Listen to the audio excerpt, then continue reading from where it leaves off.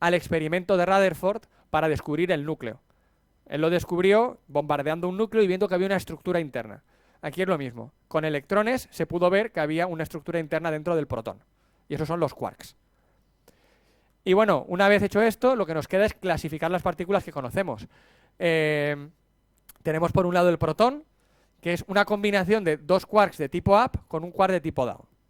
¿Vale? ¿Y qué lo diferencia del neutrón? Pues el neutrón es dos de tipo down y uno de tipo up. Por eso hay propiedades comunes entre protón y neutrón. Porque en el fondo simplemente se obtiene uno del otro cambiando un quark de un tipo de tipo up a uno de tipo down. Y a estas partículas, a todas, bueno, en primer lugar, a todas las que están formadas por quarks, las llamamos, que ya no son partículas fundamentales, son partículas compuestas, las llamamos de forma genérica hadrones. Por eso el gran colisionador de hadrones, ya sabéis de dónde viene la palabra, ¿vale? Estos son los hadrones. Y dentro de los hadrones hay dos tipos. Protones y neutrones son lo que llamamos bariones, porque son partículas formadas por tres quarks. Y luego hay partículas que están formadas por un quark y un antiquark, ¿vale? Yo no voy a hablaros mucho de antimateria, pero os dejo caer el comentario, tendréis una charla especial sobre ello, de que para cada partícula siempre existe otra que es la anti, que tiene las propiedades opuestas, ¿vale? De forma muy sucinta, esto es lo que es la antimateria. Luego caerá en un par de momentos algún comentario, pero tendréis una charla especial sobre ello.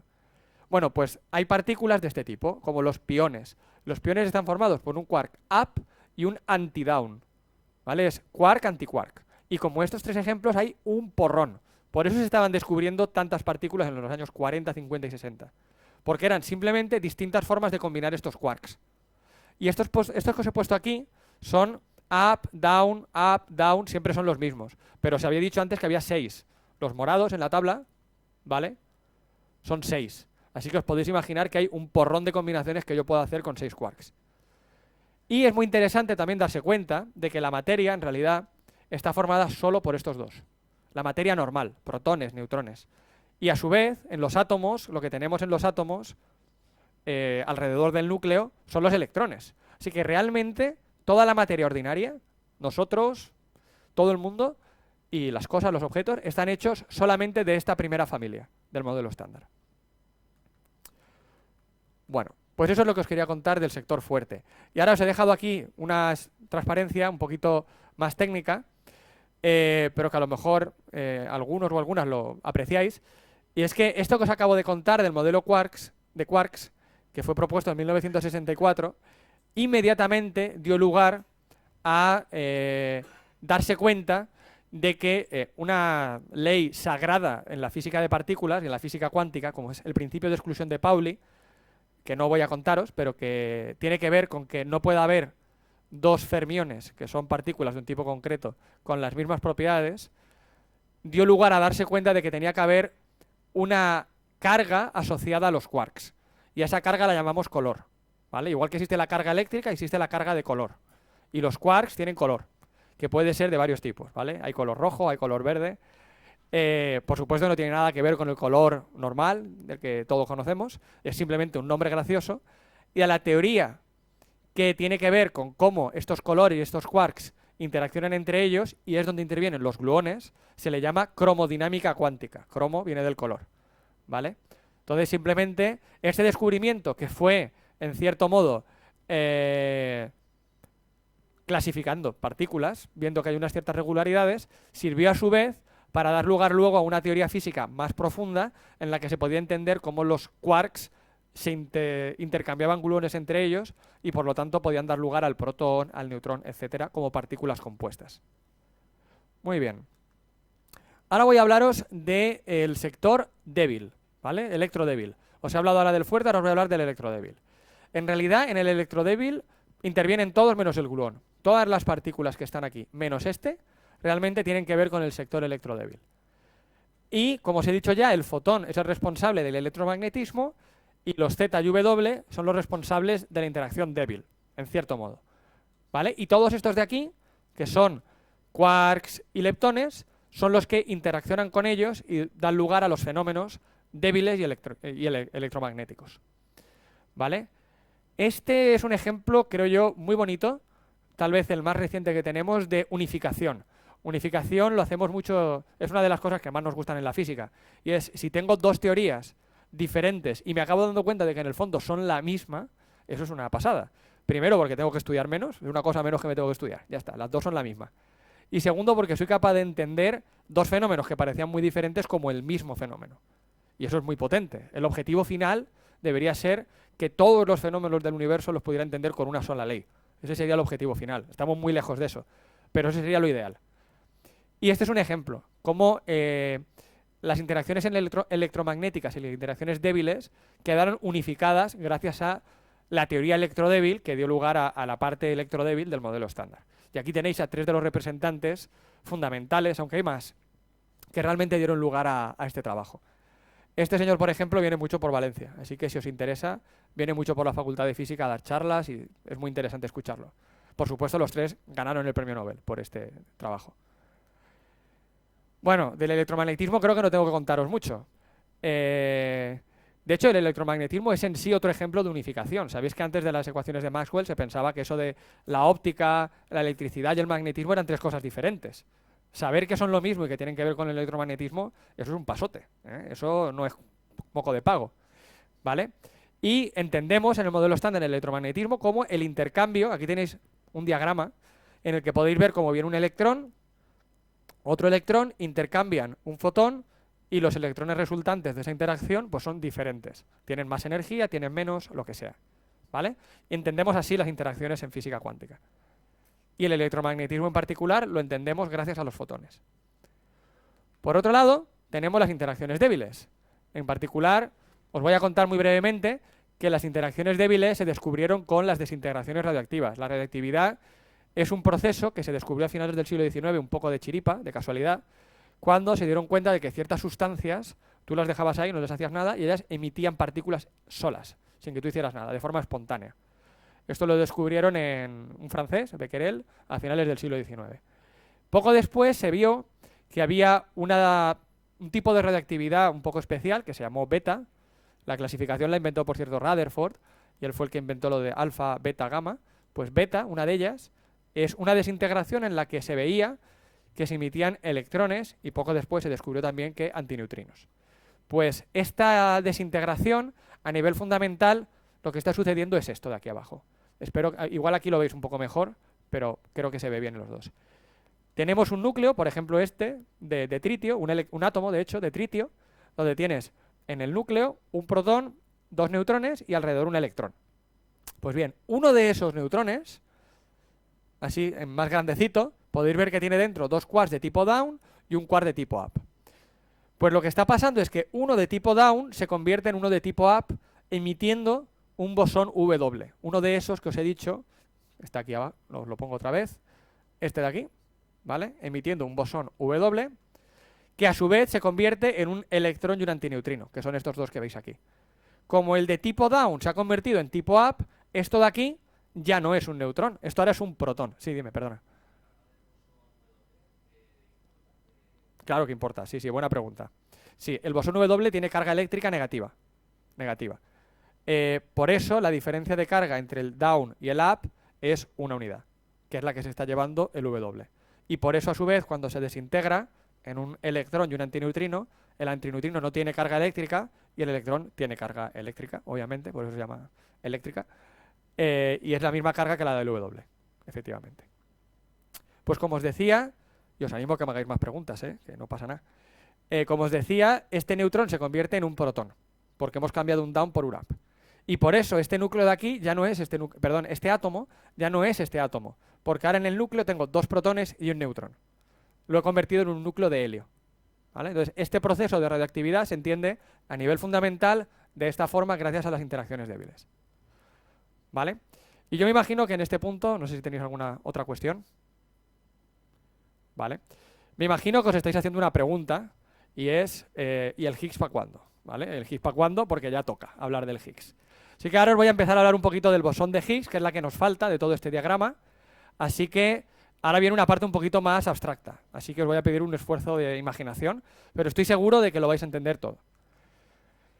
Vale, en el modelo estándar hay como dos grandes pilares que lo sostienen y que son esenciales. Uno tiene que ver con lo que se llama teorías Gauge, que no voy a entrar a explicaros lo que es, pero tiene que ver con el concepto de simetría, que de eso sí que os voy a hablar un poquito. Y el otro tiene que ver con romper la simetría, ¿vale? Primero le vamos a poner una simetría y luego la vamos a romper. Vais a ver lo que esto quiere decir en un momento. Voy a empezar hablando de simetrías, ¿vale? Que como os estoy diciendo es uno de los dos grandes pilares sobre los que se sostiene el modelo estándar. Bien, ¿qué es una simetría? A ver, ¿quién se atreve a darme una definición? ¿Qué es una simetría? Si yo digo, no sé, que una pelota tiene una simetría esférica, ¿qué quiero decir? ¿Os atrevéis? ¿Que está a la misma distancia del centro? Sí, sí, eso es cierto. ¿Otras definiciones os ocurre? Hay muchas definiciones y todas son correctas. Hay una que es un poco más operativa, que nos permite hacer cosas con ella, y es la siguiente. Habitualmente se entiende una simetría, al menos en la física moderna, como una transformación que yo le puedo aplicar a un sistema que lo deja igual, que no le cambia nada. En el caso de la pelota, de una esfera, esa transformación son rotaciones. Da igual las vueltas que yo le pegue, que la pelota se quede igual, ¿vale? Pero hay otras simetrías. Por ejemplo, si yo tengo un cilindro, ese cilindro, cualquier rotación que yo le haga sobre su eje, va a dejar al cilindro igual, ¿vale? Pues a esa transformación yo lo llamo una simetría de mi sistema. Y como os digo, hay muchos tipos. Por ejemplo, esta de aquí es una simetría que llamamos discreta, porque si yo cojo una mariposa y le doy una vuelta un poquitín, no tengo lo mismo, tengo una mariposa torcida. Pero si le doy una vuelta totalmente de 180 grados exactamente, bueno, le veo el culo, ¿vale? Pero es lo mismo, ¿eh? Tengo las dos alas a los lados, ¿vale? Entonces hay una simetría discreta. No puedo rotarlo lo que yo quiero, pero hay una rotación concreta que me la deja igual, ¿vale? Pues, bueno, con esto hoy en día, en la física moderna, hacemos maravillas, ¿vale? Con esto de la simetría. Ahora veréis por qué. Bueno, esto es lo que os estaba diciendo, ¿vale? Las simetrías tienen un papel protagonista en la física moderna. Cualquier cosa que hacemos hoy en día, en algún momento metemos una simetría por algún lado, ¿vale? Especialmente en la física teórica. Y las hay de muchos tipos, ¿vale? No os voy a hablar de ellos, pero los que estéis estudiando física o los que queréis estudiar física las vais a conocer tarde o temprano. ¿Y por qué nos gustan tanto? ¿Por qué nos gustan tanto? Pues gracias a un teorema, no solo por ello, pero en particular gracias a un teorema que es probablemente el teorema más importante de toda la física matemática en la historia, que es el teorema de Nether, ¿vale? Que me perdonen los alemanes porque seguro que no se dice Nether, que fue Emmy Nether fue una matemática alemana de principios del siglo XX que mostró que siempre que tu sistema tiene una simetría, hay algo que se conserva, ¿vale? Esto es súper profundo. Esto yo sé que no lo he transmitido correctamente. Por ejemplo, a los físicos nos encanta hablar de la conservación de la carga eléctrica. Por ejemplo, la carga eléctrica se tiene que conservar. Pues gracias a este teorema sabemos que si se conserva la carga eléctrica es porque debe haber una simetría asociada. El sistema electricidad, electromagnetismo, tiene que tener asociado una simetría de tal forma que eso me provoque que se conserve la carga eléctrica. Pero lo mismo pasa con la energía. La energía también se entiende como una simetría de mi sistema bajo invariancia, bajo traslaciones temporales, que no hace falta que sepáis lo que es. El momento, lo mismo con el momento. Todas las cargas que se os puedan imaginar, que se os puedan ocurrir, todas tienen asociadas una simetría. Por eso, cuando queremos hacer una teoría nueva y queremos que haya algo que se conserve, le imponemos una simetría. Al imponer una simetría, sabemos, gracias a este teorema matemático que demostró Emmy Nether, sabemos que va a haber algo que se va a conservar al final. No, a lo mejor no sabemos qué es lo que se va a conservar, pero algo se va a conservar porque hay una simetría. Es inescapable, no podemos escaparnos de esto, ¿vale? Por eso, bueno, yo os recomiendo la charla de Judith, que va a hablar de física y género. Yo espero que aparezca Emmy Nether, y si no, pues ya lo he presentado yo. Por eso, cuando aparece este teorema en la carrera de física, esto no sé en qué curso se estudiará, no sé si en segundo, tercero, no lo sé. ¿Segundo? ¿Me dicen por ahí? ¿Sí? Bueno, pues cuando aparece, la reacción de todo el mundo es un poco esta, ¿no? Esto es un pasote, ¿vale? Porque es que realmente es muy importante entender que me da igual qué teoría tengas, me da igual. Si tu teoría tiene una simetría, algo se va a conservar. Y si algo se conserva, es porque hay una simetría. Igual no has sido muy listo y no la has visto la simetría, pero hay una simetría, ¿vale? Pues todo el modelo estándar descansa sobre la simetría, sobre la idea de simetría. Y eso es crucial. No os voy a explicar qué tipo de simetría porque es un poquito complicada, ¿vale? Para los que sepan matemáticas, pues la simetría del modelo estándar es esta de aquí. Esta pieza de aquí tiene que ver con cómo interaccionan los gluones y esta de aquí tiene que ver con el W, el Z y el fotón, ¿vale? Básicamente, lo que hace la simetría es que nos impone unas restricciones, ¿vale? La forma en que las partículas interaccionan entre sí ya no es cualquiera, sino que viene impuesta por las reglas que nos da esta simetría. Y precisamente por esas reglas nos aparecen restricciones que a lo mejor no queríamos originalmente, ¿vale? Imaginad que queréis tener le queréis poner a un cilindro, le queréis poner un pinchito. Pues dejará de ser cilíndrico.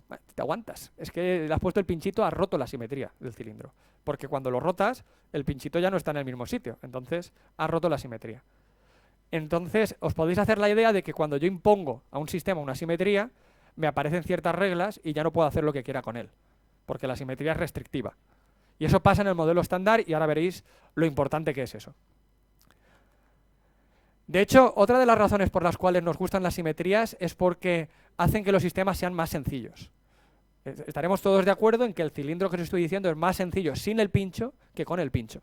El pincho es como una imperfección, ¿vale? Entonces, en cierto modo, Steven Weinberg, que es uno de los padres del modelo estándar, su foto ha aparecido ya antes, él decía que tal vez la naturaleza sea fea, caótica, que no haya simetrías, pero en ese caso yo me bajo, yo paso, esto no me interesa, ¿vale? Aunque, bueno, todos sabemos que igual nunca llegó a decir esto, porque como dijo Abraham Lincoln, no te creas todo lo que leas en un PowerPoint solo porque tengas una foto con una frase al lado, ¿vale? O sea, igual es mentira y Steven Weinberg nunca dijo eso. Pero estoy seguro de que lo cree, ¿vale? Estoy seguro de que él piensa que las simetrías son útiles porque nos hacen modelos más simples, teorías más sencillas. Bueno, ahora voy a hablaros del otro pilar, que es la rotura de la simetría, ¿vale? Tenemos claro que en el modelo estándar hay una simetría muy complicada, con una descripción matemática complicada, pero hay una simetría, y eso nos impone unas reglas. Y ahora os voy a hablar de cómo romper esa simetría. Para ello vamos a utilizar un mecanismo que se conoce como ruptura espontánea de la simetría, que es un fenómeno conocido en muchas áreas de la física, no solo en la física de partículas. Y es muy fácil de entender.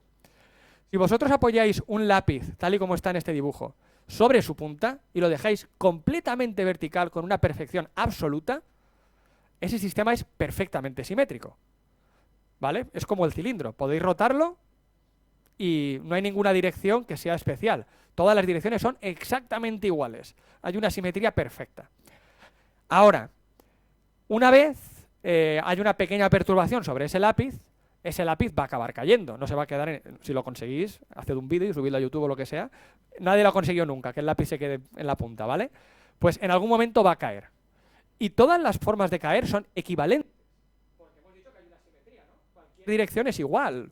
Podría caer hacia allá, hacia allá, hacia allá. Pero cae en una, ¿vale? Y una vez ha caído, se ha roto la simetría original, porque ha caído en una dirección, no ha caído en las otras, y por lo tanto, esa simetría que yo tenía al principio, que yo podía pegarle vueltas al lápiz, se ha perdido, ¿vale? Esto es lo que se conoce como ruptura espontánea de la simetría. Y en términos más técnicos, se dice que tengo un sistema que tiene una simetría, pero en el estado de mínima energía esa simetría se ha roto, ¿vale? Si yo tuviera una energía infinita y se pudiera quedar esto así siempre, yo vería la simetría siempre, la vería. Ah, qué bonito, qué sistema más simétrico tengo, qué guay. Pero como el estado de mínima energía del sistema no preserva esa simetría, porque ha caído en una dirección concreta, se rompe en cierto modo esa simetría. Hay una elección, y esa elección rompe la simetría que yo había impuesto. Pues bien, ¿por qué os estoy contando esto que no tiene nada que ver con física de partículas en principio? Pues por lo siguiente. La simetría del modelo estándar es tremendamente restrictiva. Tremendamente restrictiva quiere decir que predice que las partículas tienen que tener masa igual a cero. Exactamente, cero, ¿vale? Es un poco como lo que os decía del cilindro con el pincho. Ese pincho serían las masas de las partículas. Si las partículas tuvieran masa, es como si le sale a mi cilindro un pinchito y deja de ser exactamente cilíndrico. Y yo lo quiero cilíndrico, ¿vale? Entonces, si yo lo quiero cilíndrico, no puedo ponerle el pincho. Y aquí es lo mismo. Si yo quiero que el modelo estándar tenga esa simetría, no puedo ponerle masa a las partículas. No pueden tener masa. Y eso es un problemón, porque es que las partículas tienen masa, eso lo sabemos. Tienen masa y la hemos medido experimentalmente, ¿vale? Aquí tenéis los valores de las masas. Y veis que algunas no sabemos cuánto valen, pero hay otras que no son cero. y si no son 0, pues mal negocio. Tenemos una teoría súper bonita, hermosa, maravillosa, fantástica, con mucha simetría, pero predice algo que está mal, porque las partículas no pueden tener masa igual a 0. Pues aquí es donde entra el mecanismo de la ruptura espontánea de simetría. De una forma que no os voy a contar, se hace algo parecido a esto. Tenemos una teoría perfectamente simétrica, esto sería el modelo estándar, pero en su estado de mínima energía aparece un pinchito. Y ese pinchito es el que hace que puedan tener masa las partículas, ¿vale? Es la misma idea en un sistema un poquito más complicado. Y esta idea fue propuesta hace mucho tiempo, en los años 60, por un grupo de personas. Aquí tenéis los nombres, entre ellos el que ha sido más famoso, porque es el que le ha dado el nombre a todo el mecanismo, es Peter Higgs. Pero realmente hubo mucha gente que trabajó en esta línea hace muchos años. Y la gracia de todo esto es que este mecanismo de dejar caer el lápiz deja una huella en forma de una partícula. Esa partícula es lo que llamamos el bosón de Higgs. Como os digo, cuando yo estudié la carrera no sabíamos si existía el bosón de Higgs. De hecho, había investigadores que escribían artículos donde especulaban sobre cómo hacer que tuvieran masa las partículas sin que hubiera un bosón de Higgs. Porque la gente tiene mucha imaginación y se le encontraron otros trucos, ¿vale? Una vez se descubrió, pues todos esos artículos a la basura directamente. El bosón de Higgs existe, ¿vale? Pero así es como funciona la investigación. Propones cosas y a veces algunas salen mal. De hecho, la mayoría de las veces salen mal, ¿vale? Pero realmente durante muchísimos años el objetivo era encontrar esta partícula. Todas las otras habían sido descubiertas ya y esta era la última que quedaba. Entonces había mucha expectación sobre si existiría o no. Y el 4 de julio de 2012 se anunció que se iba a hacer un anuncio, valga la redundancia. Esto es el auditorio principal que hay en el CERN, en Ginebra. Aquí es donde está. Este es el gran laboratorio que alberga el LHC, ¿vale? Que es la foto que os he enseñado antes con el colisionador de partículas.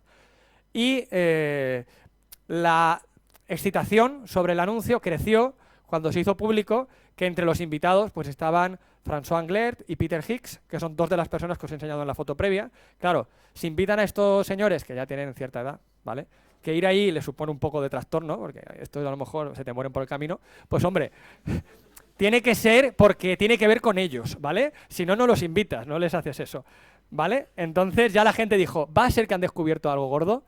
Pues sí, efectivamente, anunciaron, como os digo, el 4 de julio del 2012, que se había descubierto el bosón de Higgs, ¿vale? Desde entonces, este día, que sabéis que es el día de la independencia de los Estados Unidos, se llama el día de la Higgs dependencia, no es broma, solo lo llamamos yo y dos más, pero bueno, es el día de la Higgs dependencia.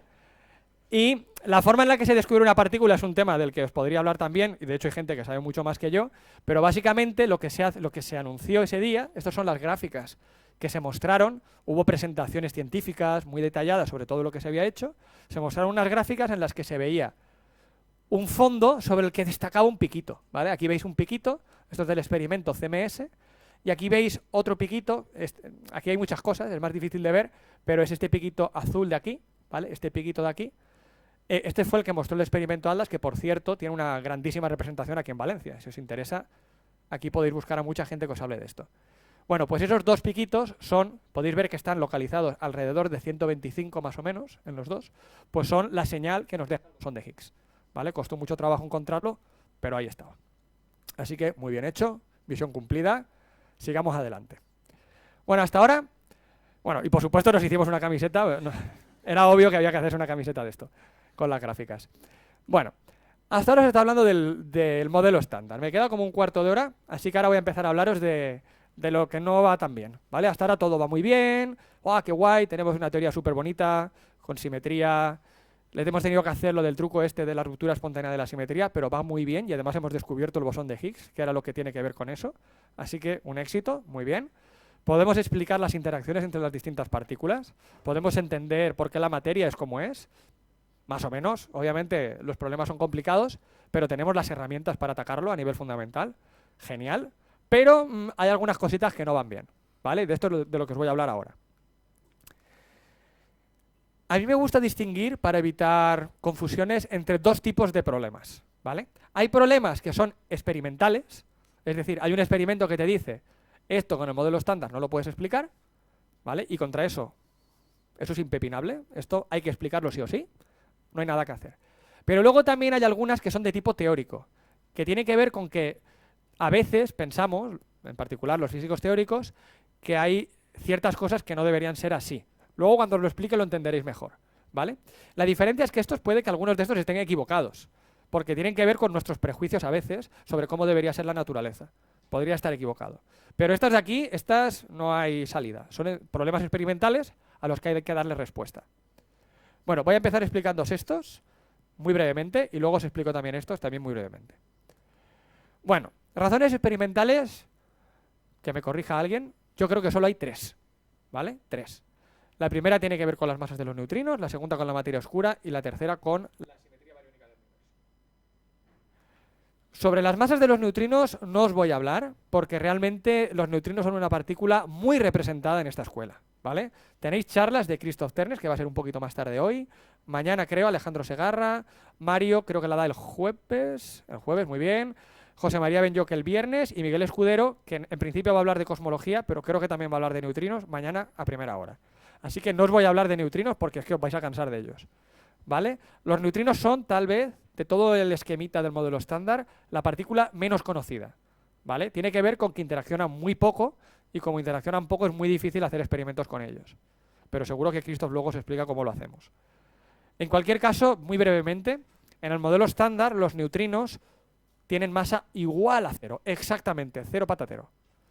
Y hoy en día, y esto lo explicarán también luego, sabemos que no puede ser así.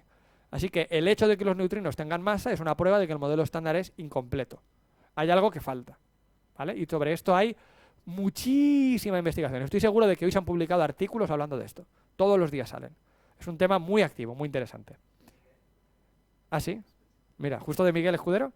Mira, Miguel Escudero hoy ha publicado un artículo sobre este tema, ¿vale? Este es un tema realmente muy interesante y en el que hay mucha gente investigando. Y no voy a decir más porque vais a tener de sobra para escuchar sobre neutrinos. De este tema tampoco os voy a hablar. Realmente este tema no es un problema de la física de partículas, pero es un problema que mucha gente piensa que tiene que tener su solución en la física de partículas. Y es que cuando miramos a lo que hay en el universo, encontramos que faltan, en muchos sistemas que podemos observar, falta masa. Y esa masa está ahí presente, pero no sabemos qué puede ser.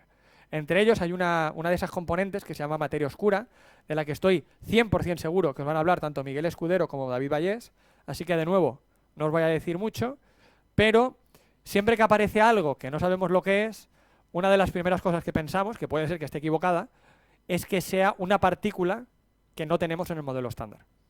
Si así fuera, significa que el modelo estándar es de nuevo incompleto y que hay más partículas que las que conocemos. Y esa es una posible razón para extender el modelo estándar. Y de esto, como os digo, Miguel, que por cierto ha sacado un artículo hoy, y David Vallés os hablarán a lo largo de la escuela. Voy a hablaros un poquito más de esta, aunque también se va a tocar un poco en las charlas de Joan Ruiz y de José María Benyoc. En particular, Joan os va a hablar de lo que es la antimateria. Y ahora yo os voy a hablar un poquito de antimateria. Este nombre tan guay, asimetría bariónica del universo, es una cosa muy sencilla de entender. Cuando tú miras al universo, ves esto. Tú miras, por ejemplo, una galaxia y dices, mira, aquí veo materia. Y aquí también. Y aquí también materia. Y aquí, y aquí, y allí. ¿Dónde está la antimateria? O en esta sala, en esta habitación. Yo os prometo que estoy hecho de materia. Vosotros no lo sabréis, pero también estáis hechos de materia. Aquí no hay antimateria, ¿vale? O hay en unas cantidades de verdad minúsculas. Minúsculas. Y esto es un problema, porque pensamos que el universo partió de un punto inicial en el que había iguales cantidades de materia y de antimateria. Y las leyes de la física son equivalentes, salvo diferencias muy pequeñas, para materia y para antimateria. Por lo tanto, si yo parto de un universo que tiene la misma cantidad de materia y de antimateria y le doy a la maquinita de tira para adelante, eso debería acabar llevando a un universo que también tiene la misma cantidad de materia y de antimateria. Podría ser que toda la antimateria estuviera en un rinconcito escondido, pero eso parece un poco raro. Parece ser que ha pasado algo por el camino, algún momento de la evolución del universo, que ha provocado más materia que antimateria, y por eso observamos eso a nuestro alrededor, ¿vale? Este es un problema que no tiene solución hoy en día, no sabemos qué ha pasado para que haya más materia que antimateria, pero sí que se han estudiado qué condiciones han de cumplir para que eso suceda. Eso lo hizo un ruso, este señor de aquí, Andrei Sájarov, en los años 60, y él llegó a la conclusión de que tenían que darse 3 condiciones que se conocen como las condiciones de Sájarov, que tiene que cumplir el universo para que se produzca este desequilibrio entre materia y antimateria. Pues bien, no hace falta que os explique muy bien qué tienen que ver, cómo son estas condiciones,